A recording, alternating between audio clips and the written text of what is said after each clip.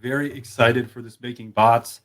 If you if you're a nerd for visuals like me and the team, you might notice a little bit of new branding here.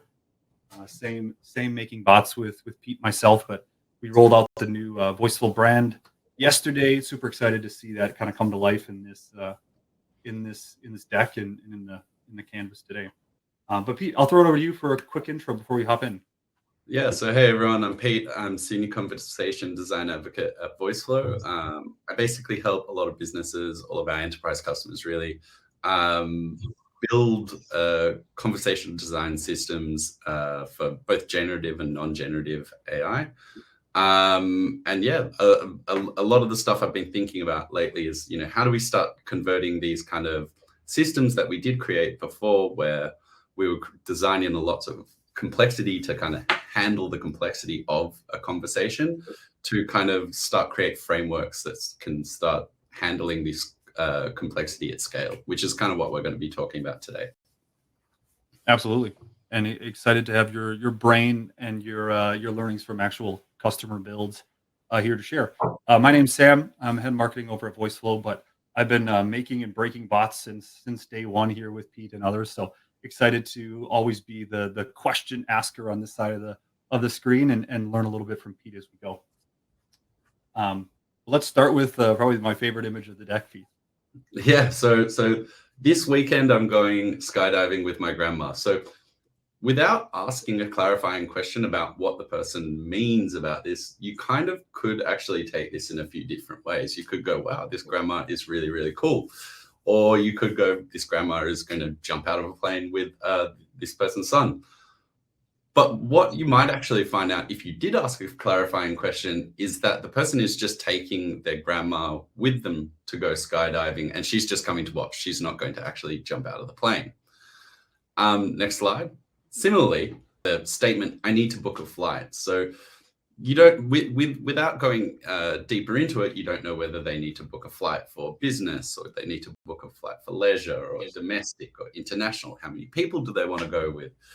How long are they wanting to go for, and all those sorts of things. So clarifying questions are really, really useful because, next slide, language itself is just inherently ambiguous. And by asking clarifying questions, we're able to slowly peel away ambiguity from conversations, which is what this kind of presentation is all going to be about.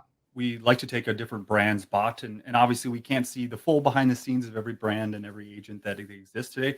But we looked at the telco industry and T-Mobile, and the caveat here is, the UI and the flow is actually very well done, and we want to drill in very specifically on these complex account questions, within the widget. So let's just take a quick look and have this be the jumping off point for the build today. So in this example, we went to the web chat on the site. I'm in the States doing this. So we get greeted by the agent, and I ask, how do I update my VPN or my APN settings, right? And then it's going to greet me, let me know it's working on the request here. And then the response is going to have me log in, right? And without going obviously fully into this whole flow and understanding exactly what it takes me down, this is a really good example of maybe an L1 ticket might have been able to be solved in that widget, right? Like, what are your store hours, or where can I buy the latest iPhone? But in this example, this question requires at least 3 to 4 more pieces of clarifying or disambiguation to actually answer. So we use this as inspiration, where maybe this flow asks the user to log in, and then maybe connects you with a technical support rep that can be manual and expensive. We use this as inspiration, Pete, to say, well, how can we maybe use AI and the mixing of LLM models to actually answer that question within the web chat itself. What did you think, Pete, when you kind of saw that flow? And I know you took it a little bit as inspiration for today. Yeah, look, I mean, there's nothing wrong with it, and requiring a user to log in is kind of standard. But like, I did think, we could probably, a lot of the stuff which I tried to ask the bot, like, if you searched a bit, you could find it on the website. So I thought, well, if we can connect the website to the chatbot and have that as a knowledge source, we could probably answer a lot of these questions without having, a whole heap of steps that a user would have to, do before getting the answer to that question. it's a good example of like kind of bringing that L2 support forward and not always having it behind an authentication flow or a technical support flow, especially to your point, if the VPN APN complexity is actually accessible. But yeah, you'll dive into that actual build, but I'll let you go through kind of the mind map of the Yeah, project yeah, first. for sure. So, before generative AI, we used to kind of handle ambiguity with complex decision trees that were specifically for that use case. So, using the telco example, maybe someone would be asking, what kind of plans do you have? And for them to, deliver that information, we would have to ask, is it prepaid or postpaid? And then would we ask, are you wanting to have SIM only, or are you wanting a plan? Like basically we would have to have all these entities within the intent, and we would have to extract all this information and then pass that information through a decision tree to give the right answer. And this is the kind of thing that it would look like. There would be all these different logic blocks and different responses and all these sorts of things. And it would be way, way more complex to design out, because we're just kind of looking to design for the vagaries of language itself. If you could go to the next slide. And the idea behind this framework is to allow the LLM to determine, based on the information retrieved from the knowledge base, whether we should go ask a clarifying question in order to give the user the most accurate information to their question possible. And so I'll go through quickly what it's doing. So we have the user question. We then send that to a prompt to basically actually create a question that's ideal for retrieval augmented generation. This is kind of, I know Perplexity do this. I think even Google do this in the background. They use large language models to try reformulate your question so that it's better for search. They then will call the Voiceflow knowledge base to actually, try find an answer. And then we'll use a prompt to determine whether we need to ask a clarifying question or not. If we do need to ask a clarifying question, we'll ask it. And then with that answer, we'll send it back to the question formulation and search again. So the example that I used before, where we were talking about, finding out what kind of plans someone has, they might say, what kind of plans do you have? They then say postpaid SIM only, and then it'll send it back to the question formulation again to go, what kind of SIM only postpaid plans do you have, or something like that. And once we have enough information, we'll give the user the response. What's from a customer point of view, why is this framework better for the interaction that they actually have in the widget there? From a customer perspective, I think LLMs are really great at kind of assessing, the level of detail that a user is given within their question. So it's likely to only ask for extra information when it needs that extra information to answer that question. And that will just ultimately give a better user experience. So if they said everything in the first utterance, I'm looking for postpaid plans, SIM only, etc. And say maybe you didn't actually put all the those things as entities, and you would have just forced someone down a decision tree no matter what, then you'll give them the answer to their question far faster. Similarly, it's better for a business, because by having frameworks to work within, you kind of build this thing once, and it's really about updating and maintaining a knowledge source rather than building out hundreds and hundreds of FAQs to answer all these questions. Yeah, that's spot on. Well, I will give you control for the Let's Build section here of the screen. All right, so the first thing that we have up here is the welcome message. Obviously, you need a welcome message when you start a bot. And then up here, we have a fallback intent. And the idea behind this is really that all fallbacks would go and hit a knowledge base to search and see if we have an answer. We would then have this prompt, which I talked about before, which is generating a question based on the conversation history. So basically what we'll tell the LLM to do is, based on the conversation history and the user's last response, generate a question that's ideal for retrieval augmented generation. And then we will apply it to that variable user question. Now I'll give you a quick demo of how that works, and then I'll go on to the next part. So if we just quickly grab out here, we'll just put the prompt in here, user question. We go, how do I update the APN settings of my phone?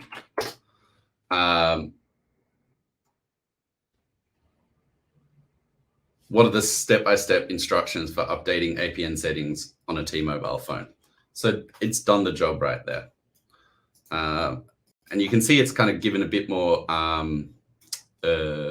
information into the kinds of things that the user would look for, when wanting to update the settings. We then have a little JavaScript block here. And this is just actually setting all the knowledge base settings for our API call. Now, it's worth noting that you can kind of do some of this stuff, which I'm doing without using the knowledge base API. But what the knowledge base API does is it gives you a whole kind of another level of granular control on your responses and that sort of thing. So that's why I'm using the API. And then we are just using the knowledge base API, and we're going to return the chunk score. So that is kind of like for people in conversational AI world who have worked with confidence scores and stuff like that on NLU providers, that is essentially the same thing. It's how confident it is that this knowledge source contains semantically similar information. And then we're going to return the chunks. Now, I think from memory, we are returning 4 chunks at the moment. So we're giving it a good amount of information there, but not kind of too much. We're then going to take those chunks because they come as JSON objects. We're going to stringify them. So we're just turning them into a string so that it can be read at but by the LLMs later on. We're then using that confidence score or the chunk score and going anything above 70, let's send that off to the LLM and we'll get it to kind of disambiguate. If there isn't anything above 70, then kind of go, this is just a fallback, we're going to go the other way. We then have a counter here. Oh, sorry, a piece of logic for a counter, which the counter is over here. And this is basically to stop any chances of this kind of looping indefinitely. Because this is, an LLM and it can kind of do what it wants. You want to put these kind of guardrails on what it can do. So you don't want it to indefinitely ask questions and keep trying to get information out. You want to at some point just go, okay, this is the hard stop. We're going to ask 2 questions. And once we have 2 questions asked, then we are going to send all that information off to the knowledge base, and we're going to respond with that. We then have, this is kind of where we first start getting into our LLM prompts. We then have a prompt, which is basically going to take the user's question, and I'll kind of break it down how it all works. So we have the context of the prompt, which is this part. So given the user's question, and we put user's question here in single quotation marks, this is so we can refer to it later on down the line. And then we have the user's question and the detailed information provided in chunks here, chunks, determine whether, so that's the context. And then we've got the kind of action that we want it to do. So determine whether a clarifying question is required. We then have instructions into how we want them to do this analysis. So I should really say, don't want to start embodying the AI with any sort of human qualities. So we would go, so first we want to analyze the chunks and the user's question to identify the specificity of the query and the scope of the information in chunks. We then want it to go, if the query is broad and the chunks have multiple categories or types, output a hash and then guide the chatbot to ask for clarification. If the query aligns well with part of the chunks that provides a comprehensive answer, output this squiggly line. Now you're probably going, why are you putting hash and squiggly line thing here? Well, that's because over here, we're using a very deterministic way to work out where to go next. If the response contains a hash, we're going to go this way. And if it doesn't contain a hash, we're going to go another way. So the idea here is really put a special character in there, which is unlikely to come back in the answer. So, I mean, I guess as long as this bot isn't for X, and we're not going to be talking about hashtags at all, we should be fine. And then we basically have all this next part, which is about output and how we want it to output. So we've got the squiggly line or the hash, and if hash, then clarification is required. If hash, also specify the type of information or category that would help better address their question. This should be based on chunks. And then we finally have a couple of kind of like other important things to look at. So if it's a device-based question, always ask if we don't know the device. And if the user's already given the device, then you don't need to clarify. So I'll quickly go and show you what this looks like. And we'll just go here. And I think it was clarifying question check that I'm saving. It's also worth noting a lot of this, I'm saving the LLM response to a variable so that it can be processed by another LLM prompt. So I'm kind of chaining lots of things together in order to get a response. So we'll quickly go here and we'll go do that APN settings example again. How do I update my APN setting? Oops. And we're just letting GPT-4 kick in. And you can see it's got a hash there. The user's question is about updating APN settings on a T-Mobile phone, but the provided chunks include instructions for different operating systems and scenarios. Clarification is required based to provide specific instructions based on the user's device, e.g. iPhone, Android, and whether the phone was purchased from T-Mobile or brought from another carrier, BYOD. So that prompt's working pretty well. It's doing what we're wanting it to do. I'm always terrified when I do webinars and I'm leaving it over to the LLM gods to actually do that correctly. Pete, just to jump in really quickly, just to relate that back to the live example, the front end, and I know we'll get there too. Like that's the level of logical disambiguation that typically we'd leave up to, to go L1 now. I'm going to throw it to an L2 technical support rep to ask all those questions or route the user through 700 different paths to get there. But you're saying we're actually bringing that logic up because the logic exists. We can just disambiguate in real time, right?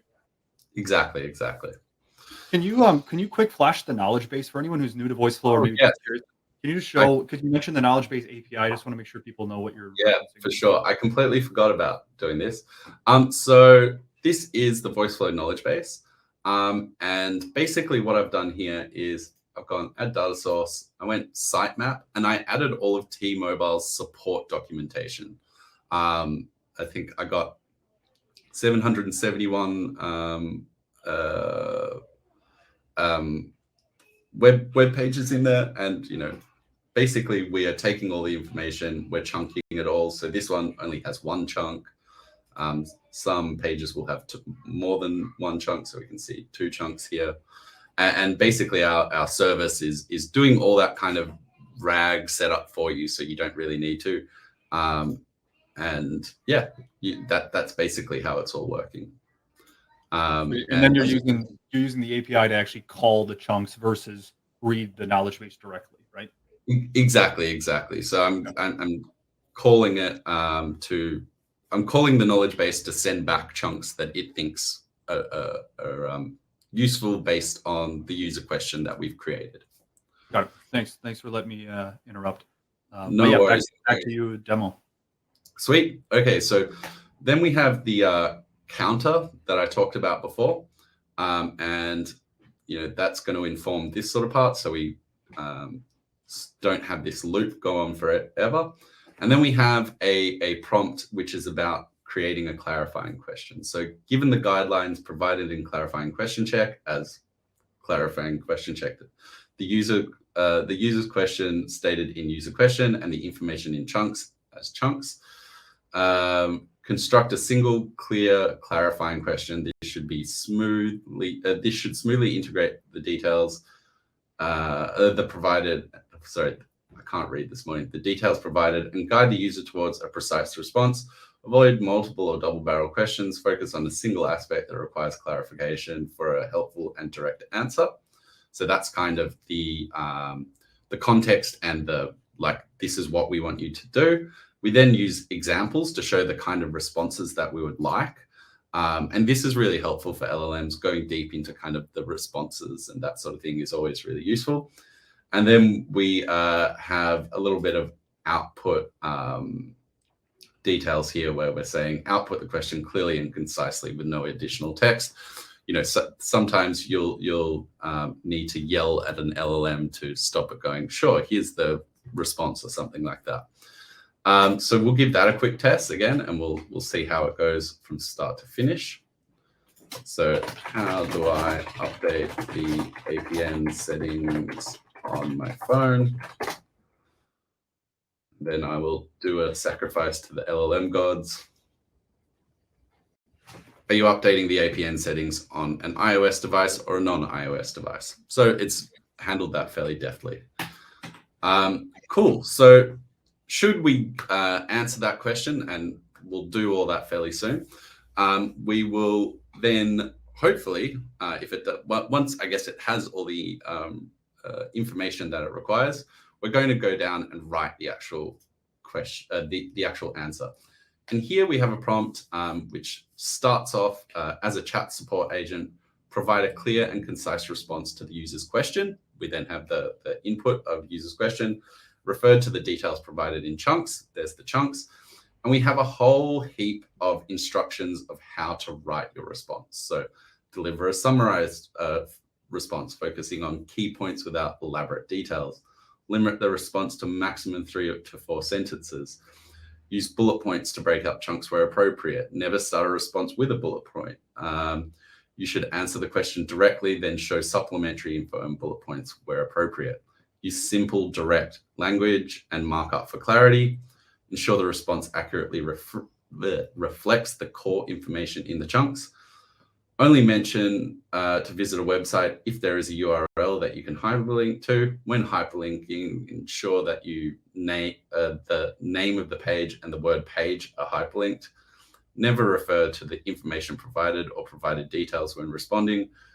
We should be responding naturally to the user. Important, if chunks does not contain the needed information to the question, respond with no answer. So the idea behind this is just to go, like, if we can't really answer this question, like, don't make it up, and we'll just do a fallback, which would fall back over to here and go, sorry, I'm not sure about that one. Is there anything else? We then have another prompt, which is going to create a follow-up question. The idea about this is, you know, a lot of what we would do in pre-Gen AI world is you would do an FAQ and then you would have buttons, or maybe you might have another little box to go, hey, would you also like to know about this, or anything like that. So the idea is really about trying to take those kind of pre-Gen AI conversation design best practices and bring them into the Gen AI world. And then by doing that, we're kind of able to keep conversations going and allow the user to continue to ask questions. We'll then output the response itself. I then have a Voiceflow function, which I can quickly show quickly, but essentially what we're going to do is take, as you saw on the knowledge base before, the name of all these documents, because I've got them from the website, is the actual website pages. Oh, go away, Arc. So basically what I'm doing here is taking those website pages and I am turning them into a carousel, and I'm using a little function somewhere. I'm trying to find it. This little website here to actually scrape the picture of the web page in there so that we can see a picture of the website, and it kind of just gives a bit more authority to what the bot is saying. We're then going to ask the follow-up question after it displays that, and then we've got a little bit more logic here, which I won't really go into, but I'll kind of show you how it works. So let's jump back in and we will ask the question about the APN settings again. So how do I update my APN settings? Could you specify the make and mobile of your T-Mobile device for which you need APN settings, setting instructions? So I'll go iPhone 15. And then it's going to go back and update the question. And this is a good example, Pete, of the model selection. You're using GPT-4 here, right, because of the robustness of the answers, but sometimes that will take an extra second to get right. Yeah. Exactly. So I'll just quickly turn all debug mode off so we don't have all the stuff going on in the background. So to update the APN settings on your iPhone 15 for the T-Mobile network, please follow these steps. So it's gone and given the steps, which is super good. It's make sure your device's software is up to date, which you can do over on the over Wi-Fi on the devices page. So it's given us a hyperlink here, and we would be able to select the device from there. And then it's given the source of where we've got the information, which I don't think that's actually showing up. You'll have to trust me, otherwise I would have to turn off screen share and do it all again, but it is showing the page. And then we're asking the follow-up question, would you like more details about the steps to update the device software on your iPhone 15 for the T-Mobile network? And what I could say here is, so this little prompt over here, what this is doing is listening for if a user says no, checking whether they've asked no, but also asked another question. And if they have, send it over to the knowledge base. So I could go, no, but how do I pay my bill, or something like that. And then again, it's going to send that question to the, so this was, sorry, the last question. See, it created what are the step-by-step instructions for updating APN settings on an iPhone 15 on the T-Mobile network. So it's taken the full context. And then again, this time the user question is, what are the different methods available for paying a T-Mobile bill as of the latest update? So it's done that again. It's given, you have several methods. It's done the hyperlinks. I'm checking them for you, and I can tell you that they are working. And it's given these web pages as like more information there. It's then asked a follow-up question, and if I would like to, I could just say yes. And again, it's going to take that yes, use that on the whole conversation history, and generate a question for the retrieval augmented generation to like ask another question to the knowledge base. And you can see here, it's then go to set up autopay, blah, blah, blah, blah, blah. And it's doing the whole thing. And then it's then asking another question based on the information that it's found in chunks. And it will actually eventually go like, I've asked as many follow-up questions, like, or I've already asked this question or whatever, but it would basically just keep generating follow-up questions until it runs out of follow-up questions on that topic. We can just say no for now. And then it's just going to a static, no problems. Let me know if there's anything else I can help with. And that's basically the whole thing. Hey, that's round of applause, Pete. That's I think Braden call out. It's advanced, yet what you used here is very templatized and very framework based, right? Like I think it's advanced in the build, but then when you apply the framework, you're allowing the LLM to do the work of a level 1 and level 2, reg style support ticketing, right? But actually, as you just saw here, it's not just the deterministic flow, right? It's actually asking those follow-up questions, it's helping someone actually, it's turning from customer support to actually customer experience, even guiding someone through to, oh, have you thought about X based on your initial question? I think going all the way back to your last slide about the framework, it's very linear in the sense that after you get to that resolution, it's looking back to the next question and piping that in from a memory perspective. Yeah, exactly. Had a few really good questions about this. So had a good one here about where did you grab these links from, or like what's the content of this knowledge base? And then wanted to talk a little bit about something that maybe is behind an authentication. Yeah. So this one is just from T-Mobile's public sitemap. and I specifically got the sitemap for their support documents. So I just went to, I think it's like sitemapfinder.com or something like that. Gives you all the sitemap. This is what's, publicly available to Google to scrape.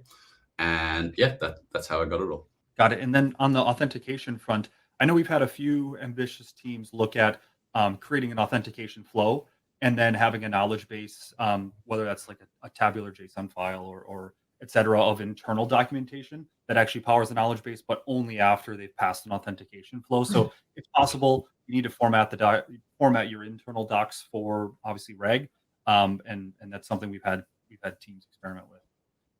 Yeah. Let me jump. Anything to add on that front, on that use case?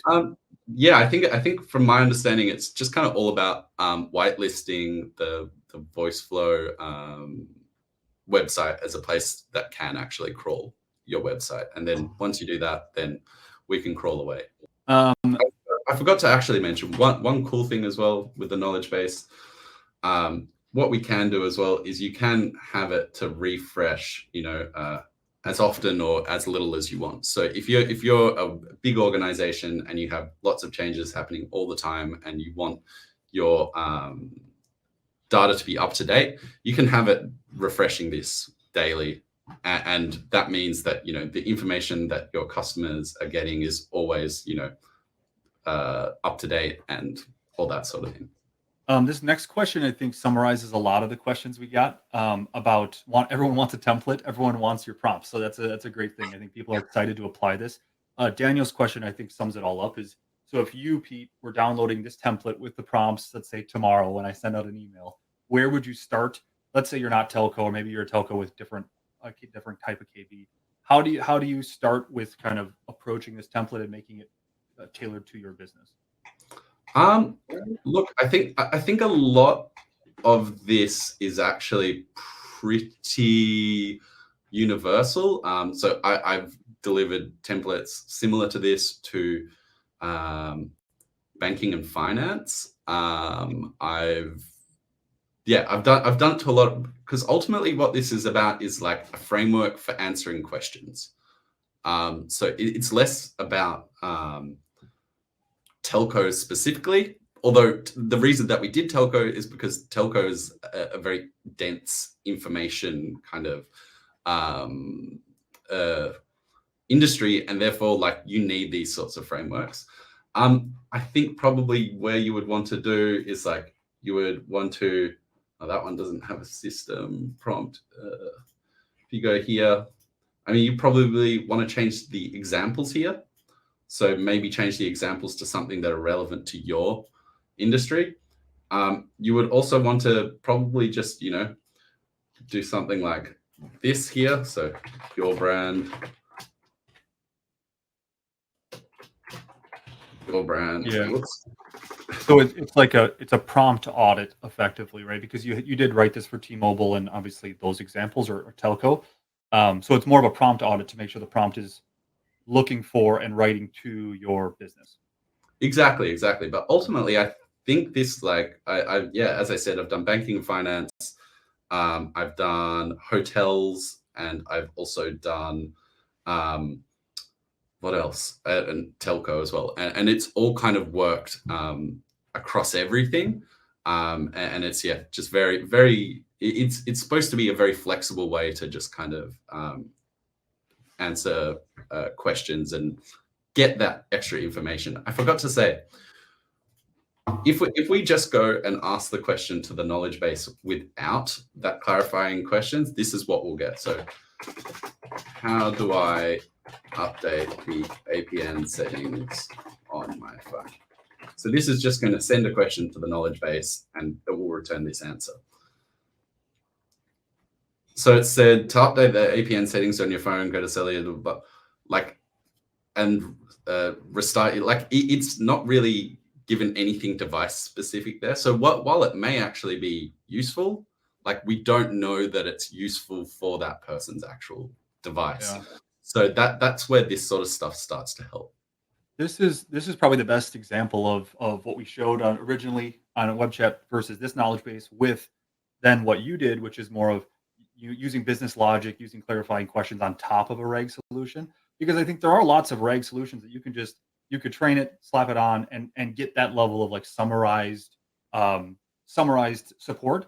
But really, that's it's nothing better than someone just searching an FAQ section at that point, right? Like, because they can just self-serve. So if you're going to have an agent, make it a competitive advantage. And I think, Pete, you'd say what you just built is really more of a competitive advantage than just a ticket taker. Angela had a good question about the prompts. I think, Pete, everyone knows you definitely as a prompt wizard, right? Because those are some extensive prompts, and you're taking 50, 60, 70% of the work up front to actually do this framework. So maybe speak to Angela's question a little bit of how do you go about creating a prompt from scratch? This could go a long answer, so you can keep it short. Just generally, how are you approaching writing those prompts and maybe testing in real time on the canvas? I always start simple to try and make sure that I can get it to do the thing kind of at a high level. And then a lot of the tweaking that I do is based on the output. So if I see it answer a specific way, then I'll adjust the prompt to stop it answering a specific way. So that's the kind of like, it's very iterative. Like I'll do it once, I'll send it through, try a heap of questions, see how it's responding, take note, then adjust the prompt and just keep going. I would also say that like using something like ChatGPT or Claude, if you're using the Claude models, is also super helpful. Actually, Claude actually have a really great service called Meta Prompt, which actually you can describe what you're trying to do and it will give you a pretty good prompt from the get-go. But using those things like I have ChatGPT Plus and I might have a conversation with ChatGPT going, this is my prompt, like this is what I'm trying to get it to do. The user said this, but I got this response. How would you tweak the prompt and that sort of thing? So trying to have something like that to kind of bounce it off, that has also helped a lot in kind of helping me structure the prompts and get them to handle things in a way that works. You know, kind of made sense to ask the LLM how to make the response better. Reverse engineering what it's going to need. You mentioned using different models, and some people might be brand new to Voiceflow or maybe haven't fully explored. So can you talk a little bit about, the question is around latency, and right, you use GPT-4 here. I think many people are used to being like, oh, I have my one model, here it is, I'm not, this is what it is. Can you maybe just show a little bit about model selection and somehow you go about using different models for different actions and responses? Yeah, for sure. So for this one, actually, I didn't use GPT 3.5 there. I thought I did. I think it's the follow-up question, maybe. Or maybe I changed them all to GPT-4 just to. Yeah, so here, because the question, because like you don't need a great amount of reasoning and that sort of thing to ask a follow-up question based on the chunks that are in there. I'm using GPT 3.5. It's fast. It does the job fine. Whereas where we're looking at things which are a lot more complex, like this is, while it's just answering a question, there's a lot to take in there and there's a lot to kind of reason with. I'm using something like GPT-4 Turbo. And similarly with all these kind of reasoning parts here, I'm using GPT-4 Turbo. In terms of latency, GPT-4 Turbo is slower for sure. And when you start to chain prompts onto prompts, then you do kind of add a little bit of latency. But I think overall the experience for the customer ends up being better for the customer to have to just wait that second or two longer to get like a really good answer.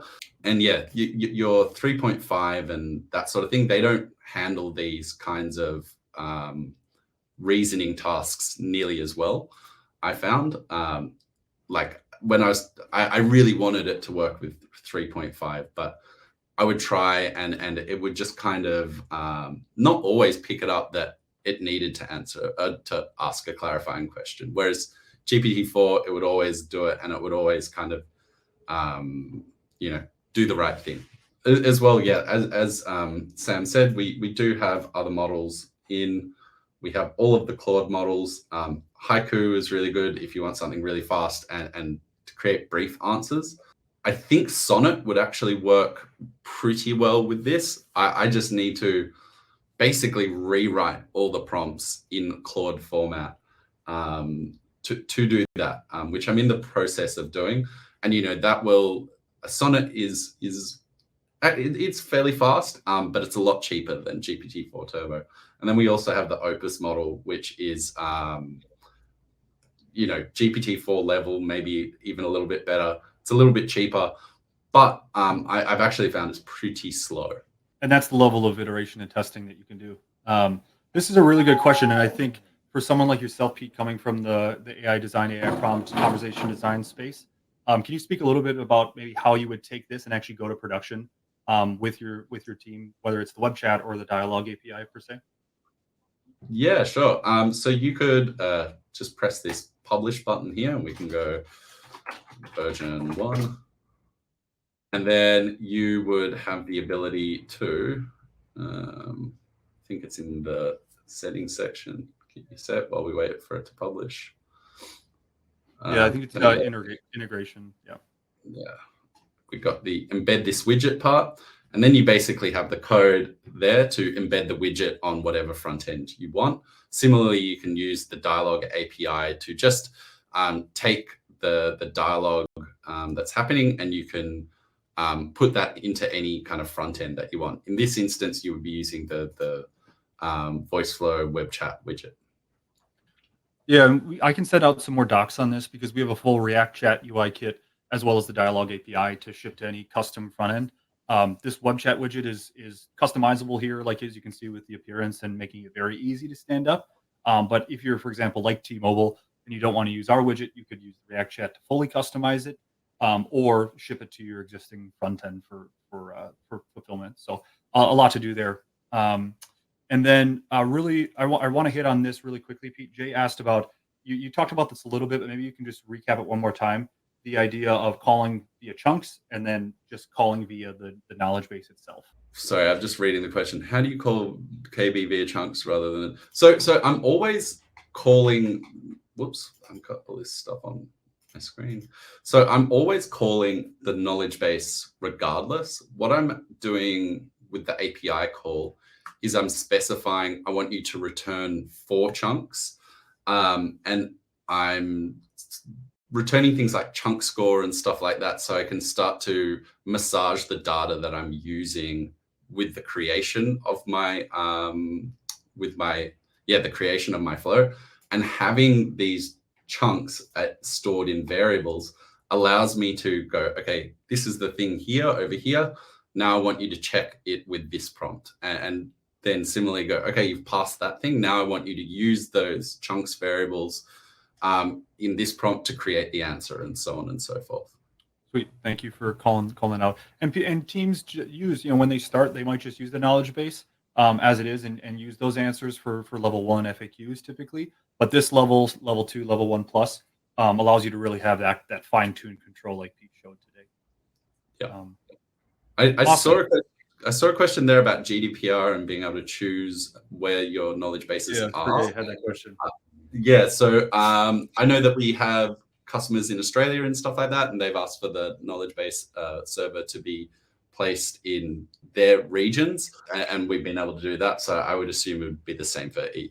Yeah, that's all possible with depending on the cloud service that you're hosting on. Yeah. No problem. Awesome. Any other questions as I look? These are some fantastic questions, so I appreciate everyone really diving deep with us.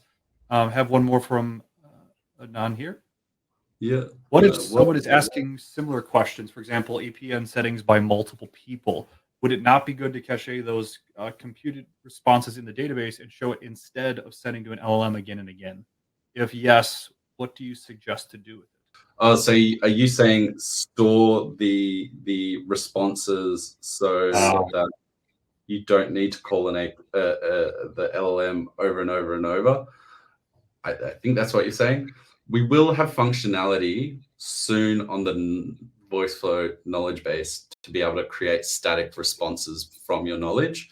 There is a way to do that via API. We'll soon have that via the UI.